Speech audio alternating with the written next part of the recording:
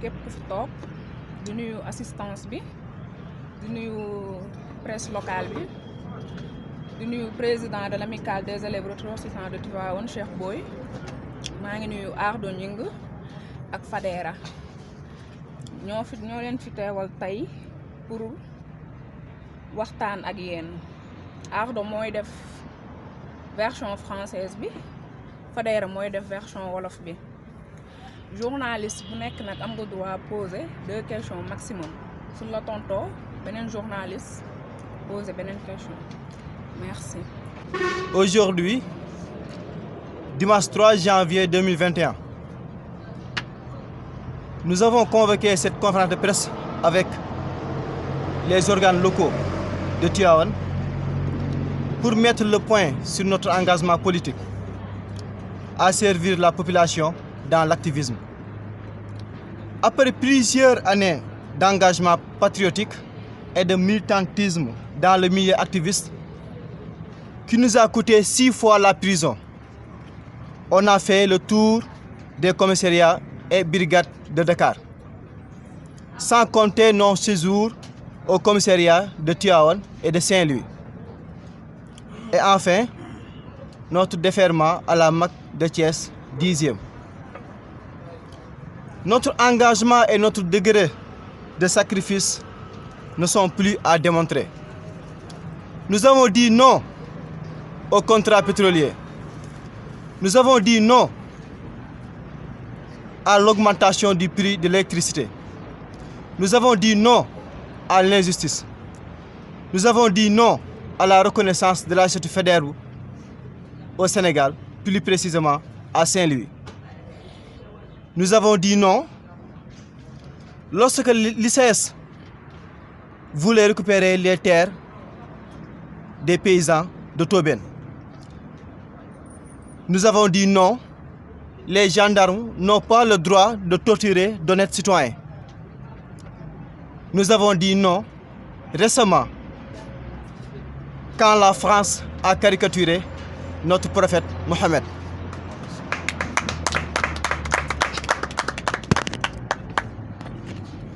Nous n'avons plus rien à prouver pour notre engagement. Et on ne peut plus continuer à être un agneau de sacrifice des hommes politiques. Si aujourd'hui, la population nous estime autant, c'est parce que les combats qu'on mène sont légitimes. Du fait que la plupart sont des demandes sociales. Si ce peuple, c'est ce peuple qui a connu tant de désespoir, autant de déceptions vis-à-vis de nos aînés qui nous a donné confiance. Mes chers compatriotes, pour cette année 2021, nous allons prendre un nouveau élan d'activisme et nous renouvelons notre engagement à servir la population en luttant contre l'injustice sociale. Maintenant, on s'engage pour être plus utile à notre communauté. Dorénavant, nous allons affronter les réalités de la société avec nos principes et nos valeurs. Nous, activistes politiques, nous sommes des acteurs politiques. Et qui dit politique, dit action de développer son territoire. Donc nous sommes des acteurs de développement. Notre droit est de vivre en liberté et notre devoir est de faire librement de la politique pour développer notre société. C'est l'occasion de préciser que nous ne sommes pas des opposants. Et le pouvoir qui nous représente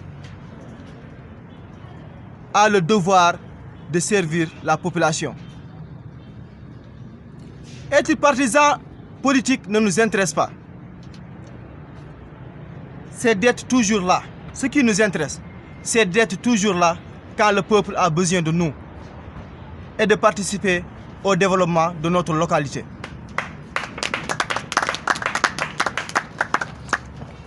Nous tenons à informer l'opinion nationale et internationale que nous allons démarrer les activités de notre mouvement social Sénégal Ca Kanam, ex-mouvement citoyen Sénégal va mal, très bientôt. Ce changement de nom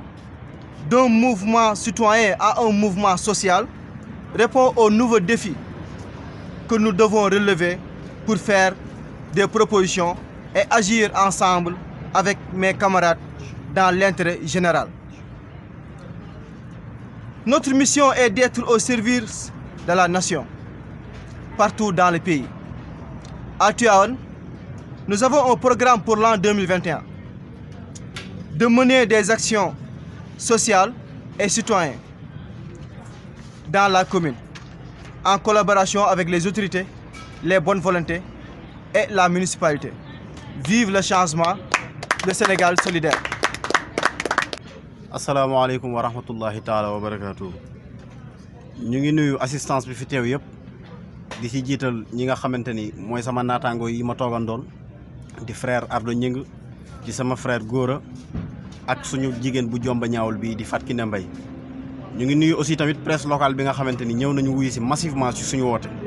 Xam naa incha allahu taala kaddu yi du gudd ndax ay kaddu tënk rek lay nekk. Jàpp naa ni le confrère Ardo Ñing dafa indi 3 grands points yoo xamante ni dafa am solo ñun nag dañuy daal di taxaw ci 3 grands points yi bu ko defee après moom mu leeral di ci des. Bi jiitu ci points yi moom mooy ci biir discours am dégg nañ mu indi ci fàttali bi ci topp moom mooy leeral na beneen bi ci topp mooy affiché na ay ambition. Bu ñu ñëwee ci fàttali yi nag fàttali nekkul weesuwul lu dul wane ni ñun kat ay activistes lañ waaye ay activistes yoo xamante ni kii di activiste wax acteur de développement kii wax ku wax acteur de développement wax ci wàllum politique. Kon donc damay jàpp ni loolu moom mooy suñu niveau fàttali boo xamante ni dañ koy fàttali askan wi fi teew pour wax leen ni ñun fi ñu tolloon ci wàllu activisme tey ak démb ak ginnaaw suba noonu la ñuy continuer suñu combat te ci la ñuy dox suba ba faaw. At yu bari nag ginnaaw at yu bari yi nga xamante ni nekk nañ ci wàllu activisme di lutter ay combat di ñaxtu di def lépp loo xamante ni dafa war a jariñ suñu askan ba nga xamante ni coûté nañu parmi d'entre nous exemple baa ngi fi suñu confrère Ardo Ñing activisme boobu mu doon mëne tax na mu dem 6 fois prison comme ni mu ko limee noonu ci biir discours bi mu def léegi. Bu ñu jógee foofu tamit pour wax suñu wàllu engagement defe naa ni ci wàllu politique kenn dootu ko naatable ndax position bu mës a am Sénégal dégg nañu ñu taxaw joxe ci suñu kàddu joxe ci suñu doole joxe ci suñu force dem ci ba nga jeex ba nga xamante ni li ñu fi yàlla may ñu jël ko. Ndax yéen ñëpp dégg ngeen ci contrat pétrolier bi ñu waree wax déedéet taxaw nañ daan ni déedéet augmentation prix de l'électricité bi nga xamante ni yokk nañ courant bi ñu waree wax déedéet taxaw nañ ni déedéet. Bi nga xamante ni suñu réew manqué na injustice am fi ñëpp dégg nañu ñu taxaw daal ni déedéet wax nañ tamit aussi tamit reconnaissance statut Faidherbe bi nga xamante ni moo newoon ci Saint-Louis dem nañ def fa ay jéego yu am solo ba yàlla tey may ñu ci ndam ci combat boobu noonu. Bi nga xamante ni ICS aussi tamit bëggoon na nangu suñu tool yi nga xamante ni suñu maam yee ko moom récemment mooy waa Toobee ni ñëpp déggoon nañ suñu position biñ ci amee woon ba temps yooyu coow lu bari yooyu ngeen doon dégg yàlla ak ñun. Bokk nañ ñun ñoo tax loolu saafaraw waaye suñu loxo bokk na ci loolu saafaraw bi ñu ci ëppal solo nag mooy ki nga xamante ni moom lañ bokk ñun ñëpp mooy yonent bi sallallahu alayhi wa sallam keroog bi ñu ko caricaturé ñun ñëpp gis nañ position bi nga xamante ni moom lañ ci taxaw. Kon donc fàttali bi ak engagement bi niveau d'engagement bi foofu laa ciy yemale. Beneen point bi ci topp deuxième point bi moom mooy leeral damay wax ni ñun fi mu toll ni ñun activiste Tivaouane waa amatuñu lenn lu ñuy prouver population Tivaouane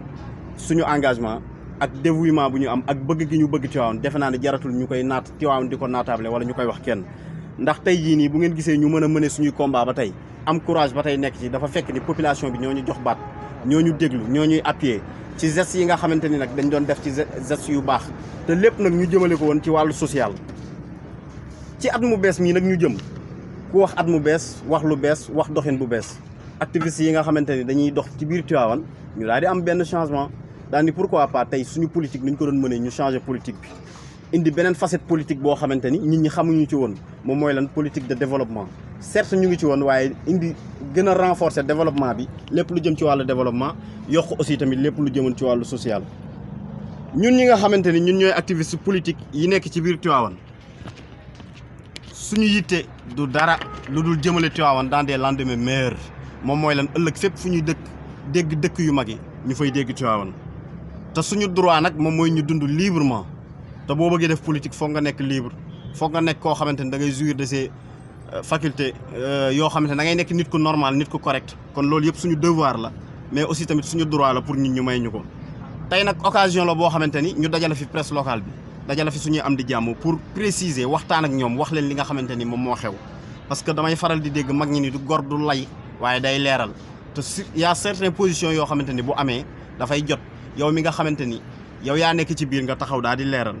ñun soxlawuñu nekk ay partisans politiques soxlawuñu ànd ak politicien wala nekk ci benn parti politique li ñu yitteel moom mooy nekk ay citoyens tivaouanois moom mooy nekk ay doomu tivaouanois mooy nekk ñoo xamante ni dañuy dox au service ci seen dëkk mooy nit ñoo xamante ni li leen tax a jug du dara lu dul yittey Tivaouane bu ngeen gisee fii tey ñu fi teew bari na fii mënoo fee xàmme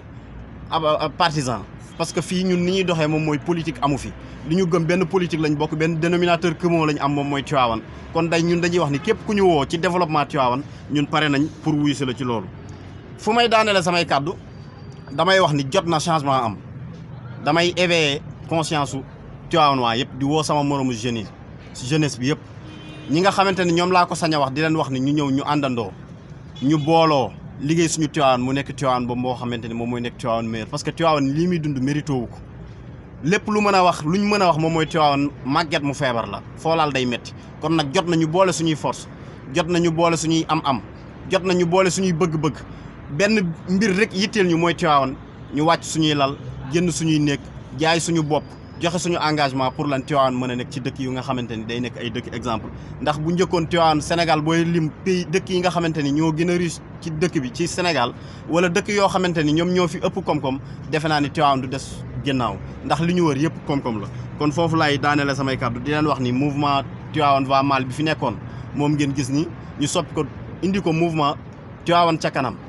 muy mouvement bëgg nañ mu nekk mouvement national dem ba mu nekk mouvement boo xam Sénégal ca kanam lay nekk ñu ciy invité jeunesse bi yëpp di wax ni lépp lu jub ci kaddu gi ngeen xam ni sama borom la lu ci dëng ngeen xam ni sama gàttu aliwa la maa ngi jégaluwaat bu baax a baax. di ñëw tey si conférence de presse bi lu ko wundu du lenn lu dul lan fàttali sama ay mbokk parce que gëj nañ def sortie médiatique fàttali leen na ñun kat si at yi weesu. si suñu engagement patriotique ak suñu militantisme si milieu activisme def nañ fi 6 fois prison 6 fois yi ñu def prison yëpp dara warul ko lu dal suñu cofeel si suñu dëkk bii di Sénégal lu waraloon nag ñu def prison du lenn lu dul bañ ndax ba ñu waree bañ si contrat pétrolier yi dañoo bañ ba ñu waree bañ si augmentation du prix de l'électricité maanaam yokkute courant bi dañoo bañ ba ñu waree bañ tamit si jàpp gi ñuy jàpp nit ñi di tëj ak tijji di leen jaay doole dañoo bañ ba ñu waree bañ tamit ci li nga xam ne moom mooy reconnaissance buñ ne Sénégal daf koo reconnaître Faidherbe bu ñu def ñu bind ko fële si statut bu nekk Ndar ñu déplacé fii dem ba Saint-Louis xeex ko dañ koo bañ ba fi ñu toll nii gis ngeen changement am na ci. ba ñu waree bañ tamit ci jaay doole bi nga xam ne waa SES doon nañ ko jaay doole population Tobène bañ nañ ko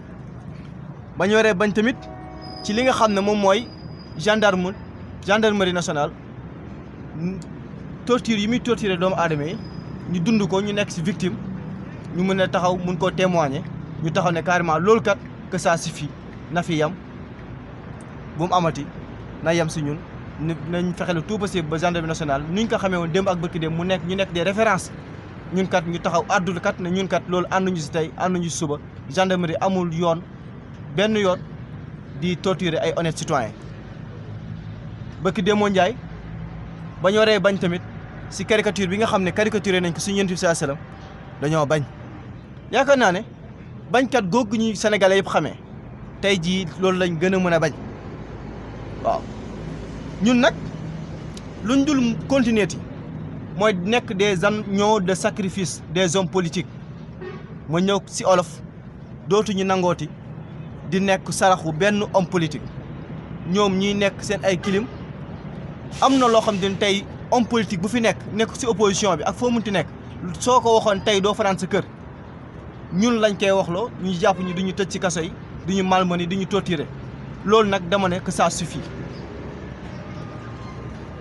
moo tax ma ne woon nag ñun dafa am loo xam ne am nañ ko ba pare mooy que ne askanu Sénégal estimé nañ ñu si bañkat bi ñu doon askanu Sénégal dañoo yàgg am ay déception dañ leen a yàgg décevoir vis-à-vis ci ñi nga xam ne mooy suñu ay grands frères tey nag ñun bañ ñëwee ñu jox ñu confiance boobu te confiance boobu duñ nañ fexe tout possible ba sàmm ko moo tax ma woo sama mbokk yëpp ne leen tey jii nga xam ne mooy bisu conférence de presse bi ñu nekk ci atum 2021 dinañ jël beneen xar kanam activisme bu bees maanaam activisme fu ñu ko doon xaaree di woo ay nit kaay leen dem xeexi kaay leen dem taali pono kaay leen dem génn ci mbedd mi ñuy jàpp nit ñi di leen tëj di tijji alors que homme politique yi doo si gis kenn ko jàpp ko tëj ko tijji ñun rek lañ ci cité mais léegi nag dafay jot sëkk ñun ñi nga xam ñun la ñu woowe ay activistes ñu participer ci suñu développement wu dëkk loolu moo tax ma ne ci année 2021 bi Ardo de ak ay moroomam ak jeunes yi nga xam ne tey vraiment adopté nañ suñu philosophie suñu ay principes dinañ taxaw kat woo suñu ay mbokk ndaw daneen kat suñu sañoon dañuy ñëw amal njëriñ suñu dëkk waaw léegi nag pour njëriñ loolu ñu mën ko amal suñu dëkk il faut que ñu affronter à vivre avec les réalités de la société bii ñu nekk ñëpp xam nañ société bu injuste la ñëpp xam nañ société bii ñu nekk la société bu doy waar bu fekkee ne lu fi nekk ñu bugg koo génn di ko kaas di ko chaque jour yaakaar naa bu boobaa tamit dañuy delloo mbay si mbay ga léegi nag ci la laay woote ñu taxaw jàng dund si biir société bi avec nos principes et nos valeurs ba lu ñu doon béy démb ñu bañ ko tey dara bañ see jóge ci loolu nag ma fàttali ne ñun activistes nous sommes des acteurs politiques ñun ay acteurs politiques lañ activiste boo fi gis acteur politique la te képp ku wax politique wax yow nag nga war a mën a def ba développer sa gox donc ñun comme ça ñun développement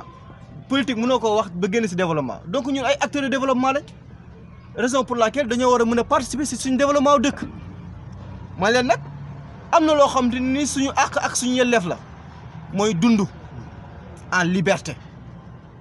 loolu suñu àq la ak suñu yelleef mais lu nga xam te suñu devoir la waruñu see xaar kenn c'est de faire de la politique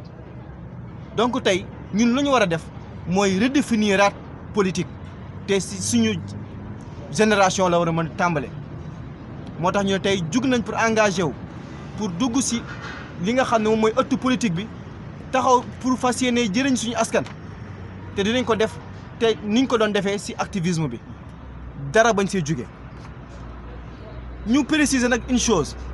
ndaxte ñun ku ñu dégg day yaakaar ne ñun ay opposants lañ nous sommes pas des opposants activistes du opposants te nee naa leen même ku nekk au sein du pouvoir sax bu subir injustice war nga taxaw défendre ko donc ñun buñ ñu jàpp mukk comme ay opposants te nguur gi fi nekk dañ fay nekk pour di jaamu suñu ay soxla donc buñ ko defoo dafa war ñu fàttali leen ko ñu xamal leen tamit nekk partisan politique intéressé wuñ fal parti diw APRO wala nga man nekk Benno Bokk Yaakaar wala nekk Pastef wala nekk parti politique intéressé wuñ ku mu intéressé demal nga bokk si parti politique bu la neex mais ñun nekk partisan wu parti politique intéressé wuñ lu ñu intéressé képp dong lenn la mooy amal njëriñ suñu askan di jaamu suñu askan donc ma ne nag léegi il faut que ñu informer leen ci li nga xam ne mooy taxawaay bu bees bi ñu war a jël am beneen xar kanam bu bees boo xam te ne war nañ koo gis si ñun mooy un mouvement social dénommé Sénégal ca kanam yore nañ fi mouvement boo xam ne kenn du ko présenté mooy Sénégal va mal pour dénoncer di contester mais dañ ne rek dootuñu yamati si dénoncer di contester ce qu'on va faire des propositions dinañ proposer di agir ensemble avec mes camarades lu ñu war a mën a dindi ñu defar ko fekkee ne affaire bi proposition bi kañ ko war a mën a proposer ñu dem proposer ko pour que jàngoro bu am mu mën a faju léegi nag ñun dañoo am mission mooy de servir notre nation partout au Sénégal bu ñu fa suñu tànk àggee dinañ fa àgg léegi nag si année 2021 fii si Tivaouane si 2021 bi nous avons démarré benn programme dinañ ko fi démarrer en collaboration avec les autorités kii di autorité étatique di autorité religieuse tout le monde képp kuy autorité rek tijjil nañu suñu ay loxo ne leen kan ñun pare nañ pour accompagner la pour liggéey suñu dëkk ñun ndaw ñëpp engagé wu nañ pour accompagner la pour liggéey suñu dëkk ak aussi les bonnes volontés am na ñoo xam te nekkuñu ay politiciens mais ay bonne volonté lañ mën nañ gis ay ndaw ñu yëngu ci dara ñu jàppale leen ak tamit la municipalité mooy mairie tey dinañ collaborer ak ñoom pour di mener ay actions sociales ak citoyennes donc tey loolu moo tax ñu woote changement dans le milieu activisme pour amal njëriñ suñu askan jërë ngeen jëf. waaw jërëjëf Laye Samb kàddu askan bi posé nga question yu am solo bi si jiitu moom mooy différence su Ardo Gningue activiste ak activiste ak Ardo Gningue activiste politique lan mooy différence entre un activiste et un activiste politique. activisme dafa bëri façon soo demee si mouvement nawetaan di nga gis ñi nga xam ne tey dañuy pare pour défendre seen ay cause quartier seen ASC ñooñu ay activiste sportif lañ soo ñëwee si diina ji di nga gis ñoo xam ne tey dañuy taxaw pour défendre diina ji ku laal diina ji gis ngeen Ardaara gis ngeen yeneen ak yeneen collectif ku laal diina ji ñu dal sa kaw soo ñëwee si économie réew mi récemment Ousmane Sonko damay jël exemple moom ci lu bëri moom activiste économique mën nañ ko mën tuddee loolu parce que tey bañ laalee wàllum impôt ci Sénégal moom jug na yuuxu taxaw bañ ba waral mu li ko ci fekk ko ci léegi nag milieu politique aussi noonu la amee ay activiste tey lépp loo xam te ne tey dafa nekk ci politique dina am ñoo xam ne ay bañkat lañ bu fekkee ne yoruñu réew mi jaaru yoon ñoom ñu taxaw kat daal di bañ te bu fekkoon ne réew mi ñu ko war a yor nañ ko comme ni ñu ko war a yoree amul benn problème kon boobaa ñun amaana dinañ fi nekk sax di woote wu activisme mais activiste leen la mooy c'est un acteur politique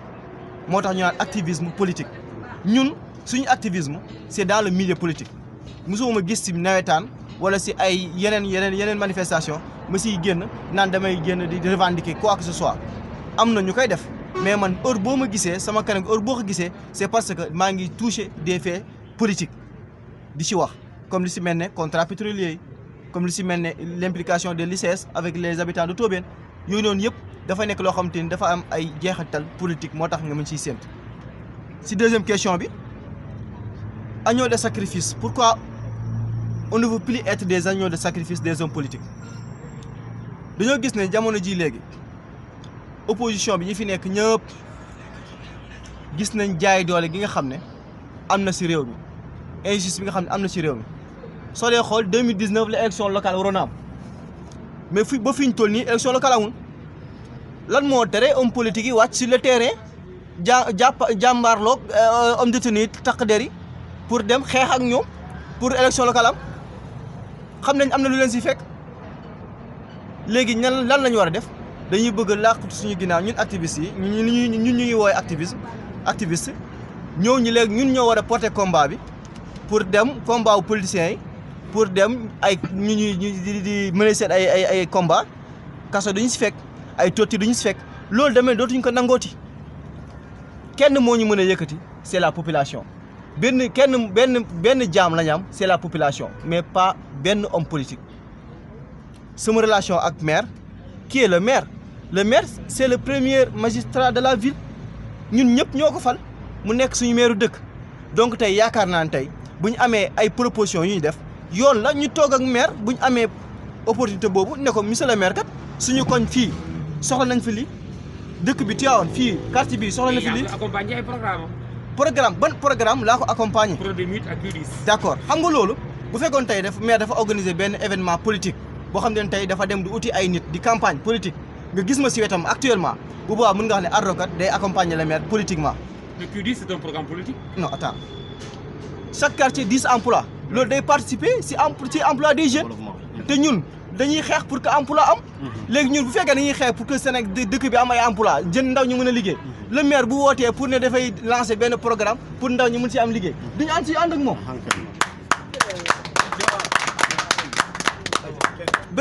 beneen aspect bi mooy que ne tey xool leen soo leen jëlee axe Kër Cheikh Awa Balla jëm ba Gouma dama toog ak maire suñu premier clause dama ne ko monsieur le maire lampadaire yi dama bëgg nga installé ko sama koñ ak Kër Xaali ak Daaru Salaam ak Fogni mu ne ma dans la semaine lampadaire yi dina ñëw te nam ko waxee noonu la ko defee bu léegi tey ma taxaw di sànni xeer le maire naan ko maire yaa bon yaa baaxoo dëkk baaxoo fi tey baaxoo suba léegi lampadaire yooyu mu bañ ko installé si biir kër Cheikh Awa Balla kan lay lor sama askan wala man kan moo siy jëriñoo askan wi léegi waa Foyi ñoo ngi xaar lampadaire yi waa Kër Xaali ñoo ngi xaar lampadaire yi waa Darou Sam ñoo ngi xaar lampadaire yi waa Jidde ak feneen ak feneen ak feneen te tey heure bu ma jotee ak moom dinaa ko wax ne carrément monsieur le maire kat koñ bii soxla nañ lampadaire tey taxawaay boobu lañ am société bi te yaakaar naa loolu rien n'est plus légitime que ça. waaw jërëjëf sëñ Cheikh Tidiane Kane bu Dabakh FM mu nekk grand bu ma naw ndaxte keroog ba affaire yi amee toobeen ñëpp gis nañ taxawaay bu mu si am ñoo ci nekkandoo woon donc yaakaar naa ne tey tas na xibaar yi ba ñëpp jot si. mu posé question bu am solo muy mu nekk ni loo xam te ne dama ko wax ne man je suis pas un opposant effectivement kii di activiste nee naa leen ñun duñ ay opposant duñuy opposant au moment où saa su nekk askan wi dañ ñuy soxla te askan wi bu leen jàppee ne nag Sénégal képp koo xam ne sénégalais nga rek yow soit yaa ngi APR wala yaa ngi Pastef wala yaa ngi Abdoul Mbaye wala feneen ak feneen mais am na ñoo xam te ni ñoom seen yoon nekkul si politique bokkuñu si benn parti politique ñooñu askan boobu noonu tey ñun ñooñu lañ fi nekkal askan bi nga xam ne tamit aussi tey waa APR si biir askan bi lañ bokk tey waa yeneen parti yi si biir askan bi lañ bokk léegi tey bu ñu nekkee opposant di revendiquer wu opposant léegi bëgg a xeex des causes sociales léegi nga gis benn APR fële am benn jafe-jafe muy dund injustice léegi lan lañ war a def dañ ne carrément ñu ne opposant lañ comme le cas de Assane Diouf gis nañ ne duñ ko seetaanee léegi man dama leen xamal benn affaire ne ñun soo leen gisee ñu ne duñ ay opposant du lenn taxu ko lu dul lan mën a être transversal équilibré fexe le tout possible ba heure bu ñu askan bi soxlaa askan bi nag c'est homogène askan bi amuñu parti diw wala parti diw askan wi la ak foo munti bokk ñun war nañu taxaw pour taxawu la te sama relation ak maire ma ñëw si deuxième question bi mooy taxawu askan wi fexe le tout possible ba tey revendication yi nga xam tey askan bi am nañ ko ak jafe-jafe yi nga xam tey askan bi am nañ ko ma ñëw ko toog ak maire ne ko monsieur le maire bërëb sàngam de am nañ jafe-jafe bii éclairage public wala emploi wala leneen ak leneen mu ne ma dinaa man de wax dëgg fa ne yàlla lu mu ma wax nee na ma carrément lépp loo xam te ne tey suñu ay besoin la mënul lépp waaye lépp lu mu ci mën dina ko def léegi man tey ma ne opposant la war a opposé wu ak maire te man toog siège maire intéressé wu ma nekk partisan politique intéressé wu ma la moom intéressé mooy que ne dëkk bi changé la moom intéressé mooy que ne dëkk bi jëm kanam léegi maire li muy def réalisation yi muy def kan la ko defal tey lampadaire yu mu indi kër Cheikh Awa Balla kan la ko defal mais dans 2 ans 5 ans dafiy jóge mais tey bu fekkee dama taxawaayu opposition taxawaayu opposant mu nekkat bërëb sàngam am naa fa opposant donc ñoom lépp lu ma leen war a defal du ma leen defal dara ma xañ ko sama askan xañ ko sama waa gox léegi boobaa est-ce que conscience boo je vais être tranquille avec ma conscience non du ma ko def lan laay def naa fexe tout possible boo xool lépp loo xam ne tey mën naa ko jëriñee sama askan ma fexe tout possible ba def ko ba jëriñee ko sama askan loolu tey moom moo ñu tax a jug mais pas ay politiciens tey poste taxu ñoo jug tey le maire moo wax ko devant tout le monde amul benn poste politique wala amul 1 franc boo xam ne tey yëkkati na ko jox ñu ko pour lan ñu changer objectif combat wala dara mais ñun ñoo dem ba gis ne war nañoo mën a amal njëriñ suñu askan ñu taxawu si parce que tamit yaakaar naa ne jaamu bëgg sa réew si jaamu yàlla bokk waaw. jërëjëf Doudou Niang bu TV FM donc question da nga ma posé question boo xam ne tey ba tey jii may wax yéen je suis en discussion avec mes camarades du membre du mouvement Sénégal va mal ndax tey implanté woon naa cellule fële ci yëmbal mu tudd mouvement yëmbal va mal ak Kaolack va mal y avait aussi Saint-Louis va mal tey mu am fa ay représentants gox bu ma dem ci Sénégal tey am naa fexe naa ba dajale fa ay ndaw da leen kat idéologie bii laa gis tey comme c'est notre pays va mal on va essayer de tout faire le mouvement Sénégal va mal dina fexe tout possible ba law fu ne lan moo war a tax lan moo tax a jug mouvement bi mooy que ne lépp loo xam te ne tey ay préoccupation population bi la ñu mun koo dénoncer fexe tout possible ba mun a jëriñ askan wi léegi nag ginnaaw bu loolu amee Sénégal va mal absolument mais est-ce qu'on va rester rek si Sénégal va mal Sénégal va mal ba kañ Sénégal va mal ba kañ mais nañ fexeel tout possible ba ñun ñii nga xam ne tey ñu ñoo wooteen Sénégal va mal nekk un mouvement citoyen buñ gisee yeneen idée buñ gisee yeneen taxawaay xam te ne war nañ ko mën taxaw suñu askan fexeel tout possible ba mën a convaincre suñu ay confrères ndax tey ñi ngeen fi gis ñi ñëpp tey ce n'est pas pour rien ñu déplacé wu parce que siège yi mën nañ ko louer mais nit ñi kenn moomu leen